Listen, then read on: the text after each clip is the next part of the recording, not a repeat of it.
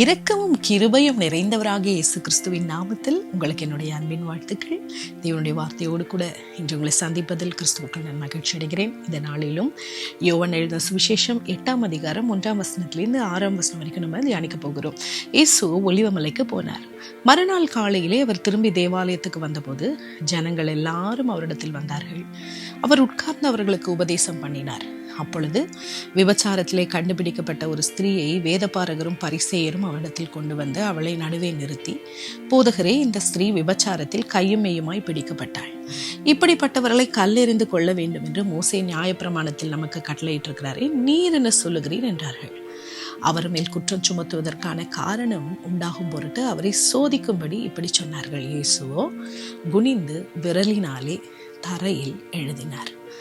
எனக்கு பிரியமான தெய்வ பிள்ளைகளே, இந்த இடத்துல நாம் இயேசு கிறிஸ்துவின் வாழ்க்கையில் அவர் ஊழியம் செய்த போது நடந்த ஒரு முக்கியமான சம்பவத்தை குறித்து நம்ம இங்கே தியானிக்கிறோம். இங்கே பார்த்தீங்க அப்படின்னா, இந்த சம்பவத்தில் இந்த ஸ்திரீயை வேதபாரகரும் பரிசேயரும் பிடிச்சிட்டு வந்து கல்லெறியணும்னு சொல்கிறாங்க. இயேசு கிறிஸ்து பாருங்களேன், அவருடைய கிருபையும் இரக்கமும் அந்த மகளின் மேலே அவர் காட்டினதை நம்ம பார்க்கிறோம். அன்புள்ள இயேசு கிறிஸ்து அவர் அவளை நியாயம் தீர்க்கிறதுக்கு பதிலாக, அவளை குற்றஞ்சாட்டி கல்லெறிஞ்சு கொலை செய்யறதுக்கு பதிலாக அங்கு இரக்கத்தையும் அன்பையும் காண்பிக்கிறதை நம்ம பார்க்கிறோம். இப்போ இந்த இந்த பகுதியிலிருந்து நம்ம என்ன கற்றுக்கொள்ளுகிறோம் அப்படின்னு பார்த்தோம்னா, இயேசு கிறிஸ்து முதலாவது இயேசு கிறிஸ்து ஒலிவ மலைக்கு போகிறார்.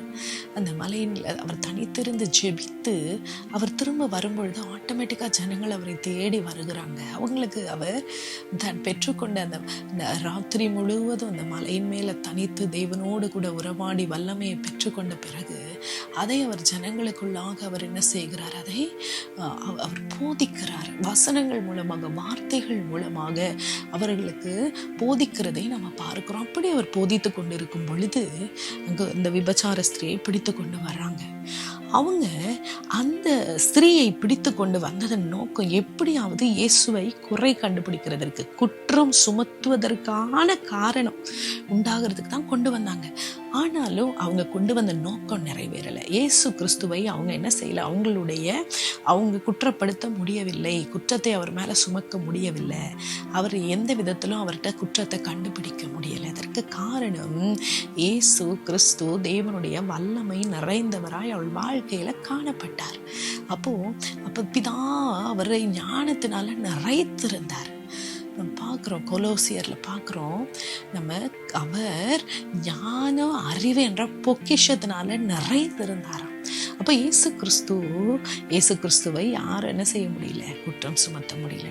நம்ம வாழ்க்கையில நம்ம கிறிஸ்துவோடு கூட இணைந்த ஒரு வாழ்க்கை நம்ம வாழ்ந்தோம் அப்படின்னா, கிறிஸ்துவின் ஞானம், அவருக்குள்ளாக அறிவை நமக்குள்ளாகவும் அவர் என்ன செய்வார், தருவார், நிறைப்பார். அப்போ நாம கிறிஸ்துவை நெருங்கி அவரால் நிறைந்திருக்க வேணும்.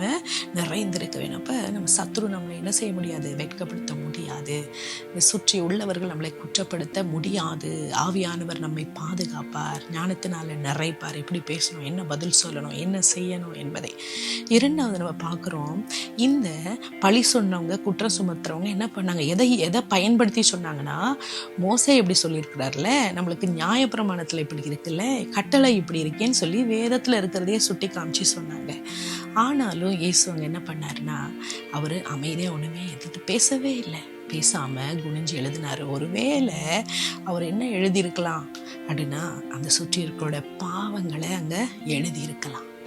அதாவது அவங்களுக்கு என்ன அவர் சொல்ல வலியுறுத்த விரும்பினாருன்னா, யாரிடத்திலும் பாவமோ குற்றமோ செய்யாதவங்க இந்த உலகத்துல யாருமே இல்லை. எல்லாருமே பாவிகள், எல்லாருமே ஆண்டவருடைய பார்வையில உண்மையுள்ளவர்கள், நீதியுள்ளவர்கள் சொல்றது ஒருத்தருமே இல்லை.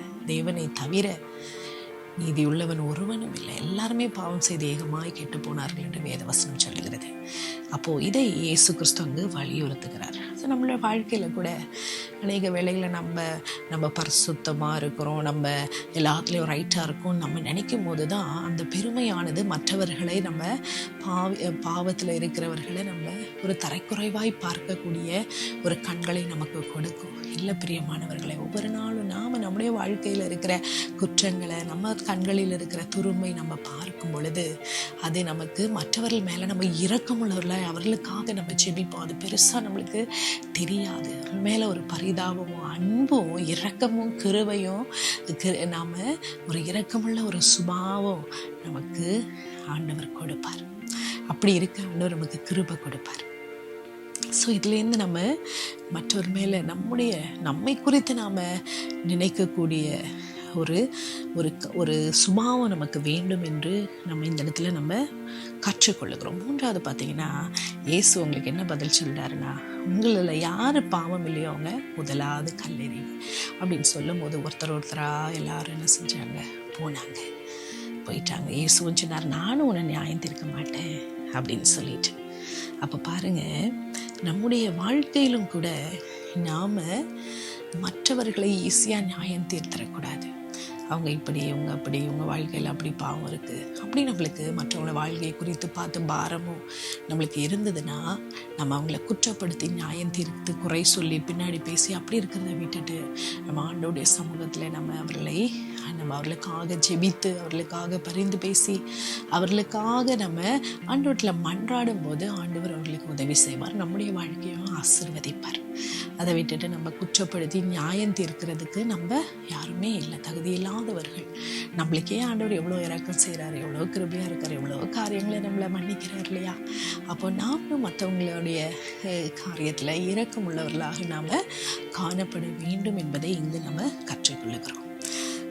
இந்த காரியத்தில் நம்ம இன்னைக்கு கற்றுக்கொண்ட வசனங்களின்படி வாழ கர்த்தர் நமக்கு உதவி செய்யும்படி அவரை நோக்கி பார்ப்போமா? எங்கள் அன்பின் தெய்வமே, உடைய கிருபையும் இரக்கமும் எங்களுக்கு ஒவ்வொருவருக்கும் நிறைவாய் நீர் கொடுத்திருக்கிறீரே. நீர் எங்களை ஒருபோதும் நியாயம் தீர்க்கவில்லையே ஆண்டவரே, எங்களை எத்தனையோ தரம் மன்னிச்சிருக்கீங்களே. அதே போல் எங்கள் வாழ்க்கையிலையும் நாங்களும் ஆண்டவரே மற்றவர்களுக்கு இரக்கத்தை காண்பிக்க எங்களுக்கு உதவி செய்யும் சுவாமி.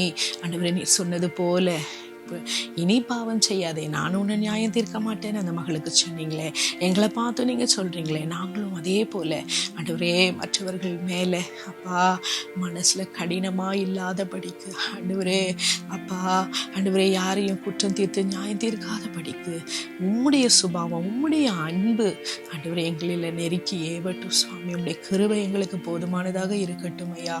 எங்களுடைய ஆண்டவரே எங்களுடைய இருதயத்தை நீர் மாற்றும் நியாயம் தீர்க்கிற ஒரு இருதயம் வேண்டாம் ஆண்டவரே. சதையான இருதயத்தை, அன்பான இருதயத்தை எங்களுக்கு தந்து உம்மை போல நாங்கள் அப்பா சுபாவத்தில் குணாதிசயத்தில் மாற கர்த்தர் நீர் எங்களுக்கு கிருபை தாரோம். எங்களை மாற்றிவிடும் அருமை நேசரே, உடைய பாதத்தில் எங்களை அர்ப்பணிக்கிறோம். துதிகன மகிமையாவும் செலுத்தி இயேசுவின் நாமத்தில் ஜெபிக்கிறோம் பிதாவே. ஆமேன், ஆமேன்.